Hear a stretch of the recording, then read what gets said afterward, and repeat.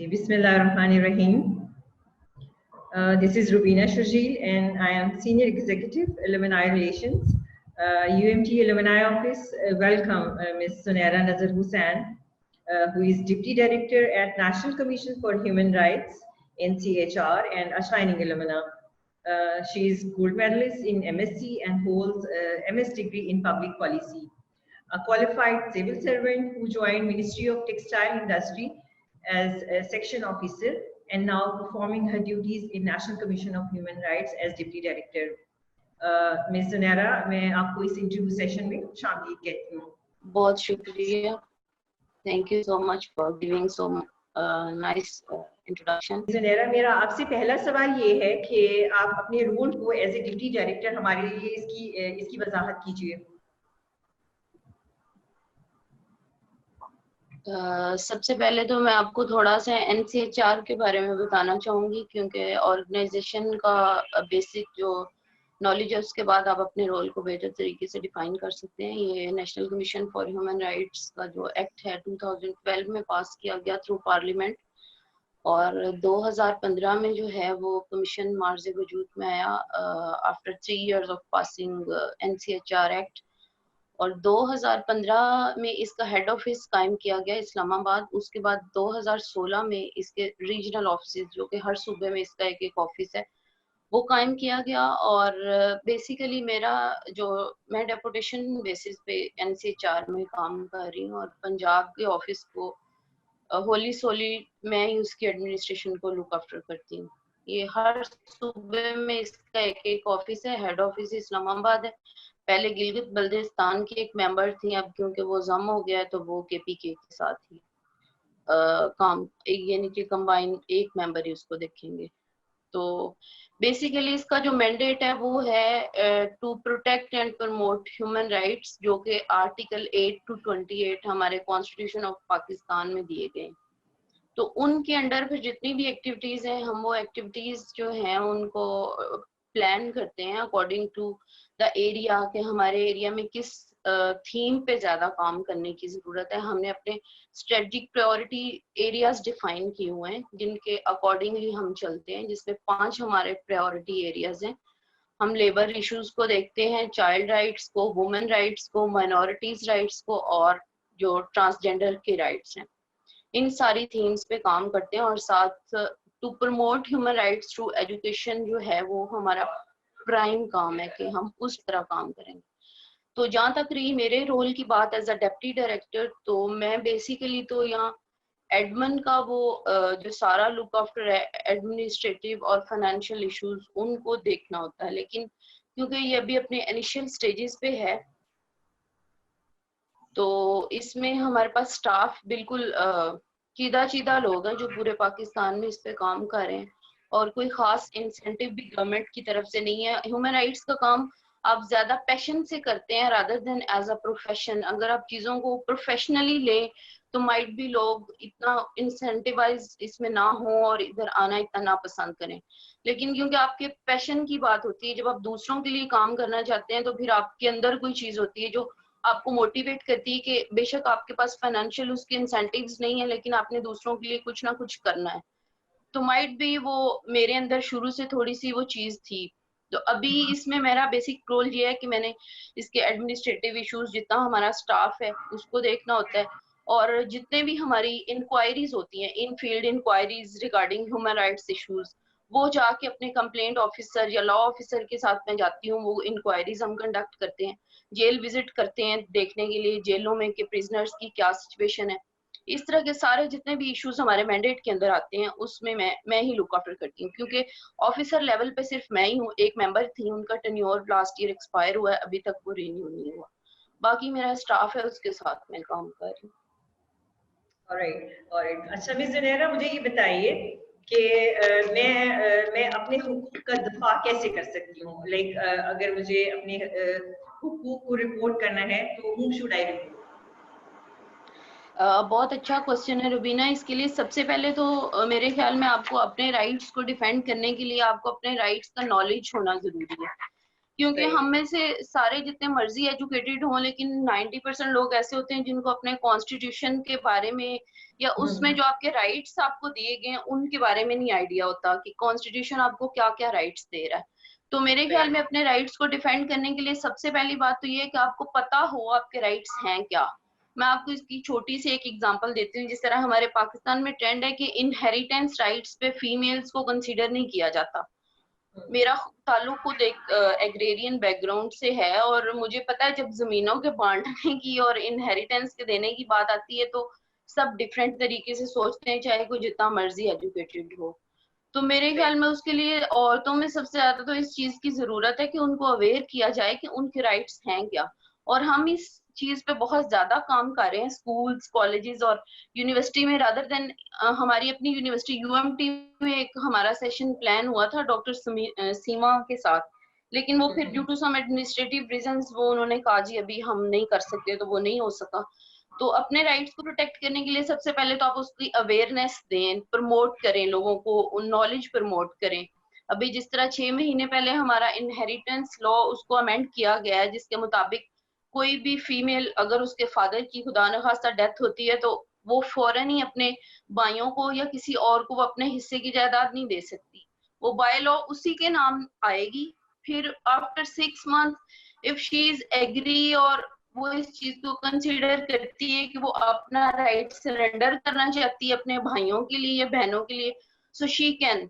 लेकिन by law वो फौरन नहीं दे सकती क्योंकि वो एक इमोशनल फेज होता है, उसमें फिर फीमेल्स इमोशनल होकर फौरन नहीं दे देती हैं, लेकिन हमने लॉ को इस तरह अमेंड किया कि अब वो फौरन नहीं दे सकती।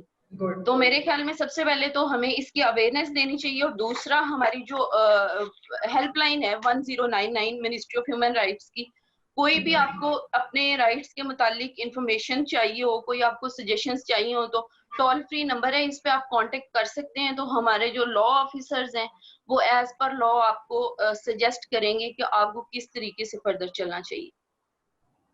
ऑलराइट, बहुत शुक्रिया सुनैरा। अच्छा, मेरा आपसे अगला सवाल ये होगा कि अब तक हमने क्या प्रोग्रेस की है, जो ह्यूमन राइट्स वायलेशन जो हमें रिपोर्ट होती हैं, so far how much we have progressed.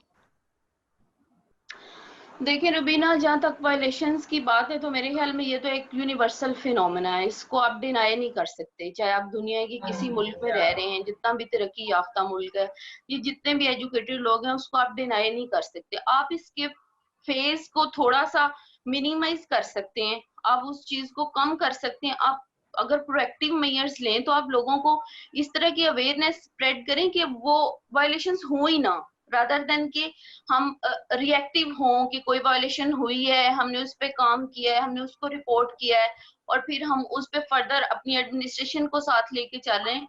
तो हमारा एज ए एनसीएचआर जो मेन फोकस है कि हम लोगों को इस तरह वो मोटिवेट करते हैं कि आप प्रोएक्टिवली इस चीज को देखें कि ये वायलेशंस होनी ही नहीं चाहिए।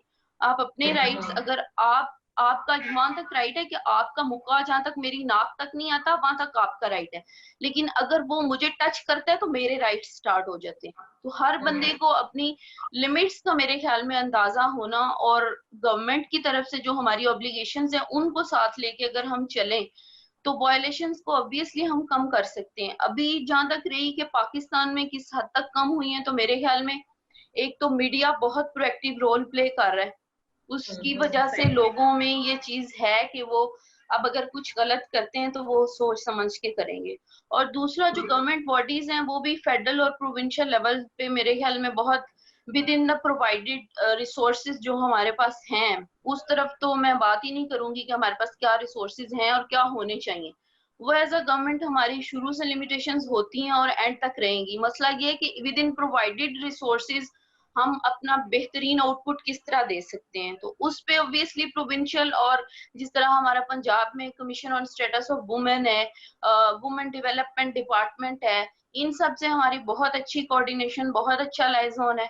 तो हम जो अपने अपने वो मैंडेट में आते हैं वो केसेस एक दूसरे को रेफर करते हैं और अपनी प्रोवाइडेड कैपेसिटी में हम अच्छी कोशिश कर रहे हैं कि हम जो हैं इसको लोगों तक पहुंचा सकें कि वो किस तरह अपने राइट्स को प्रोटेक्ट और दूसरों के राइट्स को प्रमोट कर सकते हैं। ठीक है। Thank you. मुझे सुनैरा आपसे ये पूछना है कि आपकी अब तक कोई बहुत मेजर अचीवमेंट जिस पे आप बहुत प्राउड फील करती हो कि हाँ ये काम जो है ना मिस सुनैरा ने किया, ये उनके क्रेडिट पे आता है।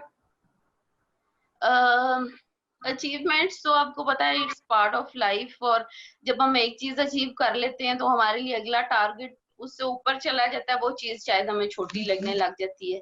तो उस तरह फिर आपकी हर एज में, हर फेज में अपनी अचीवमेंट्स होती हैं, और अल्हम्दुलिल्लाह मैं शुरू से एज अ स्टूडेंट भी एक अच्छी स्टूडेंट रही, स्टडीज में भी और एक्स्ट्रा करिकुलर एक्टिविटीज में भी।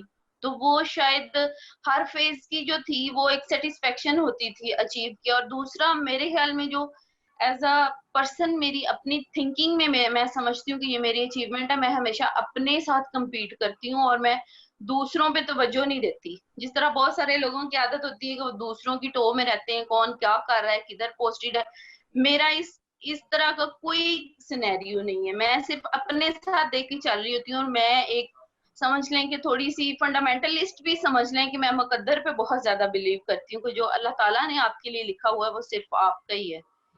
तो उस लिहाज से मेरे ख्याल में अभी तक जो फॉर लाइफ अचीवमेंट है वो तो CSSC है, क्योंकि उसमें फिर आपका जो है वो पूरा लाइफ पैटर्न चेंज हो जाता है, लोगों का आपकी तरफ देखने का, आपके साथ डील करने का, और समझ लें कि आपकी जिंदगी बदल जाती है।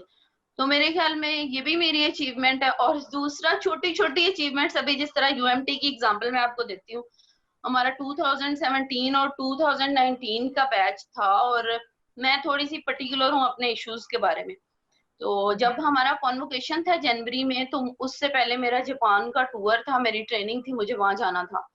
तो मैं इतनी कंसर्न थी अपने थीसिस के बारे में और अपनी FT के लिए डॉक्यूमेंट्स जमा करवाने के लिए कि अभी तक अपने बैच में से मैं वाहिद बंदी हूँ जिसने अभी कॉन्वोकेशन में अपनी डिग्री ली, और किसी का थीसिस का डिफेंस भी नहीं हुआ। तो मैं थोड़ी सी पर्टिकुलर हूँ अपने इश्यूज के बारे में। तो फिर थोड़ी थोड़ी छोटी छोटी अचीवमेंट्स भी जो है ना वो आपको खुशी देती हैं कि मैं बहुत सेटिस्फाई होती हूँ कि हाँ मैंने तो कर लिया। अब मैं दूसरों को भी मोटिवेट करती हूँ कि आप भी करें, क्यों डिले कर रहे हैं। जबरदस्त। अच्छा ये बताइए कि आपने किन प्लेटफॉर्म्स पे लोगों को उनके हुकूक के बारे में कहा, कोई मेजर प्लेटफॉर्म और जहाँ पे आपने उनको एजुकेट किया हो, और कोई ऐसा पॉजिटिव फीडबैक जो आपको उनकी तरफ से मिला हो? देखिए रुबीना, मुझे लगता है कि जो हमारे एजुकेशनल इंस्टीट्यूट्स हैं वो सबसे हमारे पास बेस्ट वे होता है किसी भी आपके मैसेज को प्रमोट करने के लिए। तो इसके लिए मुझे लगता था कि जो आपका मैट्रिक लेवल का एज होती है ना, वो आपकी ट्रांजिशनल फेज होता है कि आप स्कूल से कॉलेज में शिफ्ट हो रहे होते हैं।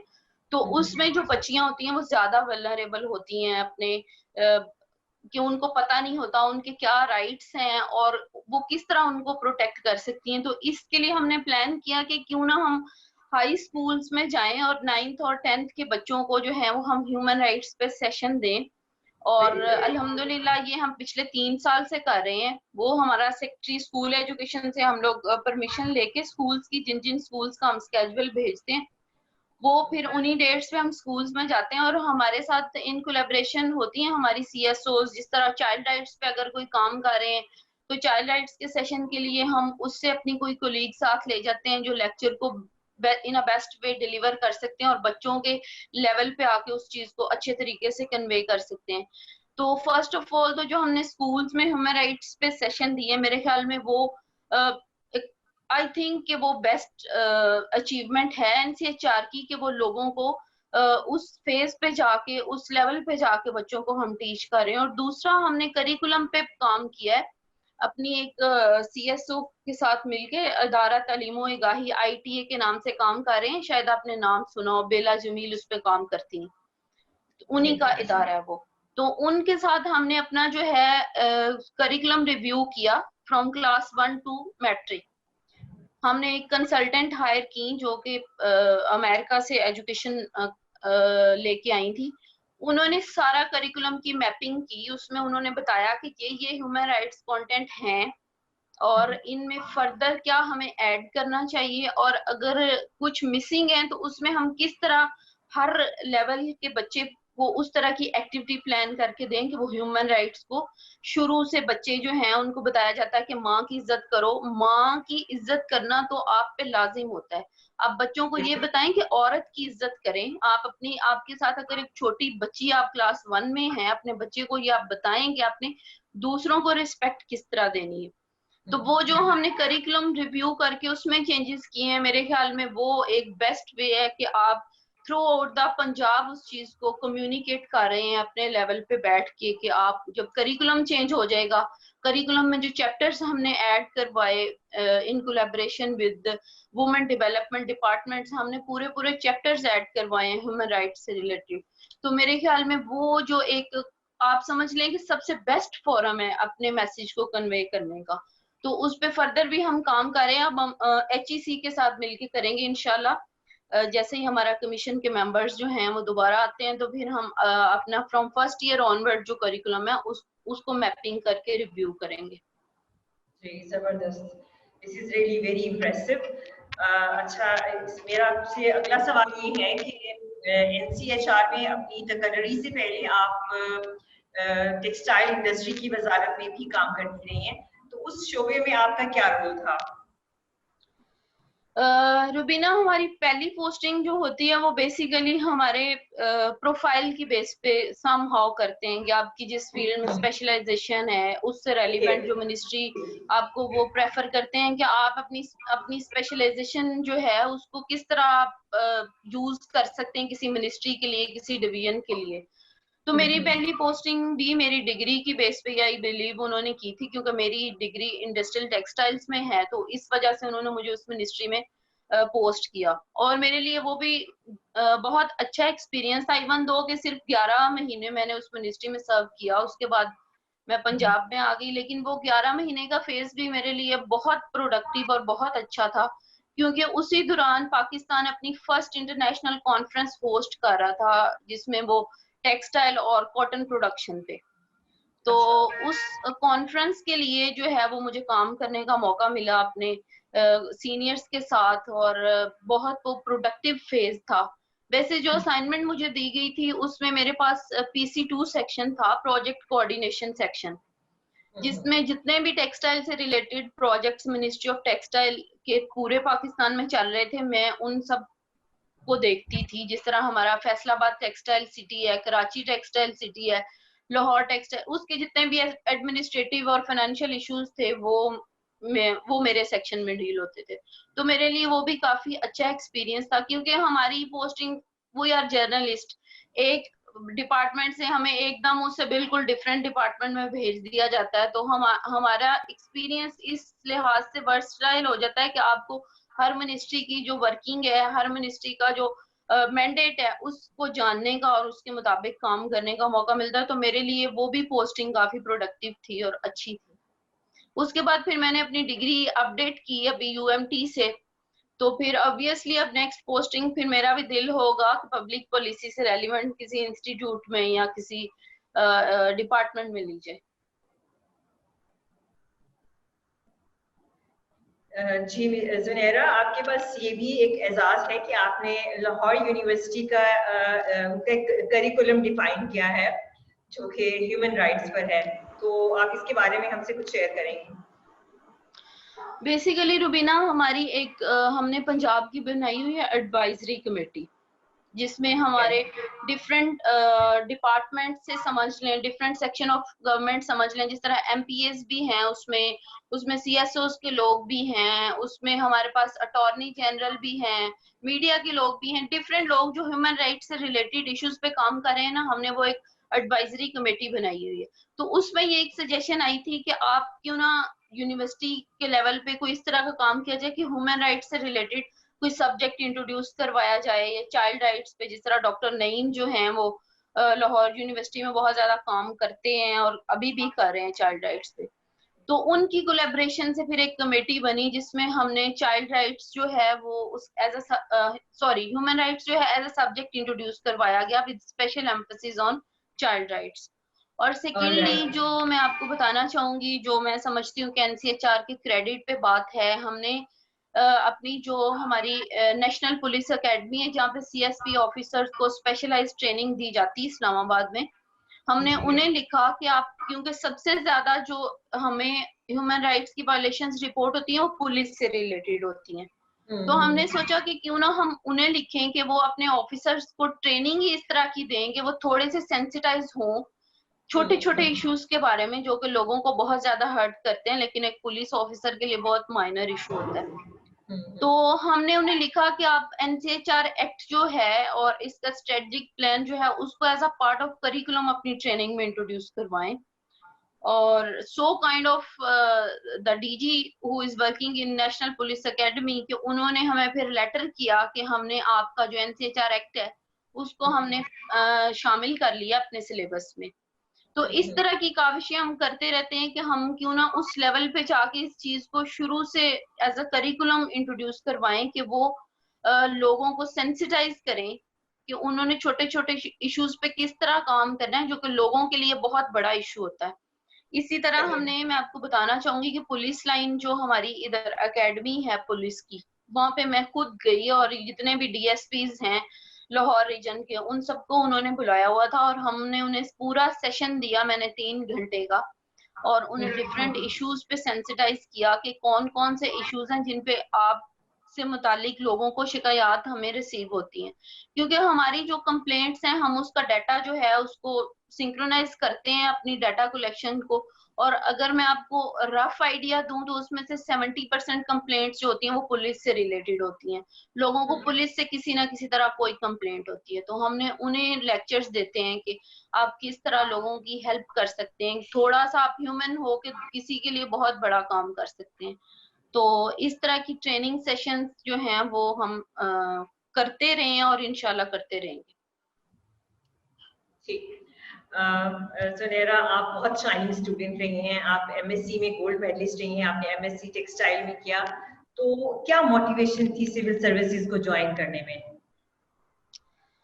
मोटिवेशन भी शुरू से थी शायद, लेकिन जैसे मैंने आपसे पहले कहा कि मैं मुकद्दर की बहुत ज्यादा एक स्टंच बिलीवर कह लें कि वो हूँ, मैं उस पर बिलीव करती हूँ कि अल्लाह ताला ने जब आपको किसी मुकाम पे पहुंचाना होता है तो वो इस तरह के वसाइल बना देता है कि आप खुद उस तरफ मूव करते हैं। मैं एक रूरल बैकग्राउंड से हूँ और एक एग्रेरियन फैमिली से मेरा ताल्लुक है, तो लेकिन मेरे अब्बू ने अपनी विद इन प्रोवाइडेड रिसोर्सेज सब बच्चों को अच्छी तालीम दी, और शुरू से वो शायद उनमें ये था कि शायद वो खुद इतना नहीं पढ़ सके तो अपने बच्चों में उस तरह की कोई कमी ना देखें।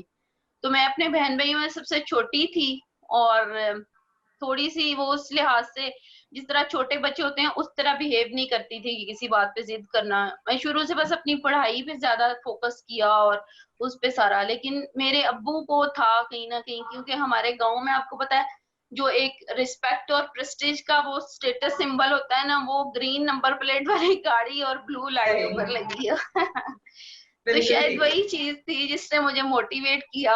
मुझे था कि सबको शौक है तो क्यों ना मैं इसमें ट्राई करूं, तो मैंने किया बस अल्हम्दुलिल्लाह वालिदैन की दुआएं और अपनी जो प्रोवाइडेड कैपेसिटी में थोड़ी बहुत मेहनत भी की, अल्लाह ताला ने फिर उसका अजर दिया। लेकिन वो जो एक आपका है ना पाकिस्तान में एक स्टेटस सिंबल भी कह लें और ये भी कह लें कि जो इसके साथ रिस्पेक्ट और प्रेस्टीज है वो मेरे ख्याल में अनकम्पेरेबल है with in any other job. बेशक हमें बहुत मिनिमल सी सैलरीज हैं, वो उस चीज को आप नहीं कंसिडर करते। अगर आप उस तरफ फाइनेंशियल बेनिफिट्स पे जाएं तो शायद वो हमें ही आइडिया होता है कितने से हैं, लोगों को बहुत ज्यादा लग रहे होते हैं, लेकिन जो इसके साथ रिस्पेक्ट अटैच है वो आप किसी पैसे से या उससे नहीं खरीद सकते। तो शायद वही था ड्रीम कम ट्रू, अब्बू का भी था और मेरा भी फिर उन्हें देख देख के शौक पैदा हुआ। तो बस फिर अल्लाह ताला ने जिस जगह पे पहुंचाना हो वो मुसब्बिबुल असबाब है, वो खुद वसीले बना के आपको पहुंचा दे उस जगह। एग्रीड एग्रीड, बिल्कुल दुरुस्त कहा आपने। मुझे ये बताइए कि आप बहुत बिजी रहती हैं, ऑब्वियसली आपकी बहुत जिम्मेदारियां हैं, तो आप अपनी पेशा वराना जिम्मेदारियों को अपनी जात की जिंदगी के साथ कैसे बैलेंस करती हैं? रुबीना, मैं इस मामले में भी लकी हूँ कि मेरे हस्बैंड भी सिविल सर्विस, वो भी पंजाब के इधर सेक्रेटेरिएट में हैं, और वो शायद फिर जब अब एक प्रोफेशन से होते हैं तो आपके अंडरस्टैंडिंग लेवल जो होता है वो दूसरों की निस्बत थोड़ा सा हाई होता है। आपको पता होता है कि कभी आप बिजी हैं, शायद वो आपको टाइम ना दे सकें, कभी मैं बिजी हूँ, शायद मैं टाइम ना दे सकूं।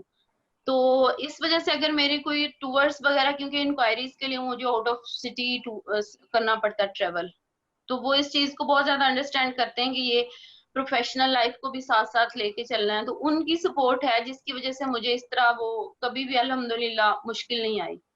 और सेकेंडली फिर मैं अगर घर में होती हूँ तो मैं 100% एक वो हाउस वाइफ की तरह बिहेव कर रही होती हूँ। मैं खुद को वो ऑफिसर्स का जो आपका होता है वो मैं आते हुए ऑफिस ही उतार के आती हूँ कि जब मैं घर हूँ तो मैं 100% एक हाउस वाइफ के तौर पे बिहेव करती हूँ, और जब ऑफिस का टाइम होता है तो फिर आई एम 100%, एंड आप समझ लें कि टिपिकल ऑफिसर्स की तरह ही काम कर रही होती हूँ।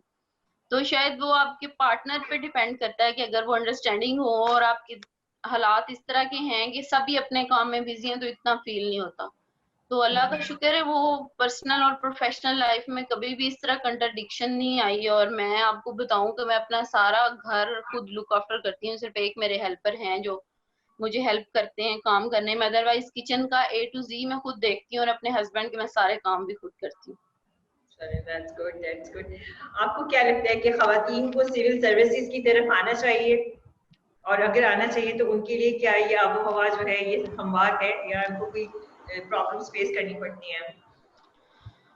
मेरे ख्याल में अब तो जब हमारी ट्रेनिंग चल रही थी तो हमारे सर कहा करते थे कि एक टाइम वो आ जाना है कि हमें मेल्स के लिए कोटा रखना पड़ेगा, फीमेल्स इतनी ज्यादा आ रही हैं सिविल सर्विसेज में। तो तब भी हमारे बैच में भी मोर देन 35% फीमेल्स थी, और उसके बाद मैंने सुना है कि एक बैच ऐसा भी आया जिसमें 50% फीमेल्स हैं।